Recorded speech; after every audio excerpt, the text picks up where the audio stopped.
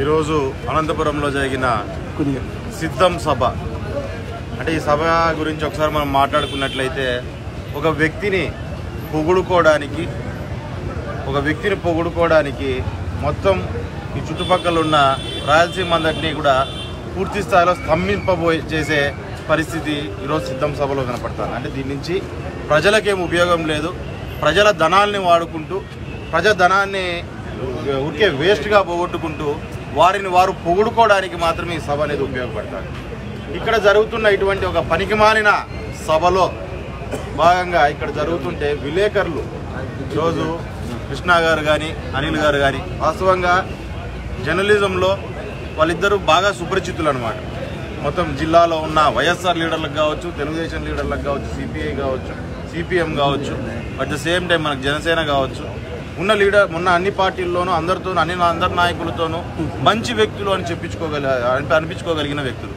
అటువంటి వాళ్ళను ఈరోజు సిద్ధం సభలో కవర్ చేయడానికి వెళ్ళంగానే ఏదో ఏబిఎన్, TV5 అంటూ వాళ్ళ మీద ఒక్కసారిగా విరుచుకుపడి జనాలు ఆ రకంగా దాళ్ళు చేయడం అనే పరిస్థితిని మనం చూస్తున్నాం. అంటే దీన్ని చూస్తుంటే ఏ రకంగా ఉందంటే సభలో కూడా సభ బయట అంటే ఈ పద్ధతిని చూస్తుంటే మనకి ఏ రకంగా అంటే పోకాలం దగ్గర పడినప్పుడు ఇటువంటి దుశ్చర్యలు, రాక్షస క్రీడలు అనేటివి ఎక్కువగా పెడిమేరిపోతా ఉంటాయి అన్నమాట.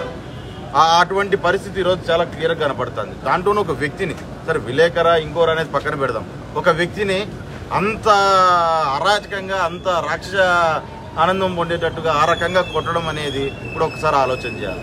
ఎక్కడైనా 10 మంది నాయకులు రాజకీయ పార్టీల్లో ఉన్నప్పుడు నాయకులు కలిసినప్పుడు కనీసం ఎవడన్నా ఆపడానికి వెళ్తాడు. ఆపడానికి ప్రయత్నం చేస్తున్న మిగతా విలేకరుల మీద, మిగతా వ్యక్తుల మీద కూడా దాడి చేసే పరిస్థితి. అంటే ఇప్పుడు మనం పొద్దునుంచి మనం కూడా చాలా వీడియోలు చూస్తున్నాం. ఎక్కడ చూసినా వాటర్ బాటిళ్ళు, బిర్యానీ ప్యాకెట్లు, దానితో పాటు గుడ్లు పెట్టుకొని ఈరోజు తాక్కుంటా తిరుక్కుంటా ఏదో ఒక పిక్నిక్లో ఒక ఎంజాయ్మెంట్ లాగా ఈరోజు ఒక సభకు అనే దానికి వాళ్ళు ఏదో చేయడానికి వచ్చేసారు. ఈరోజు అంత తప్పదాగి ప్రజల మీద పడి ఈ రకంగా దాడులు చేయడం అనేది సరైన పద్ధతి కాదు. ఈరోజు ఏదైతే వీరికి జరిగిందో ఒకసారి ఆలోచన చేసుకోవాలి. ఇక్కడ ఉన్న ప్రభుత్వంగా పోలీస్ యంత్రాంగం కావచ్చు, వీళ్ళందరూ కావచ్చు, ఇటువంటి సంఘటనలు అనేటివి చూసినట్టు మీరు గతంలో కూడా చాలా వరకు పోలీసులు వదిలేసింది కాబట్టి నా కొడుకుకి పిచ్చి పరాకాష్ఠకు చేరింది అనమాట. వదిలేకోకుండా ఆ రోజే సరైన చర్యలు తీసుకుంటే పోలీసు వాళ్ళు ఈరోజు ఇటువంటి చర్యలు అనేటివి జరిగేటివి కాదు.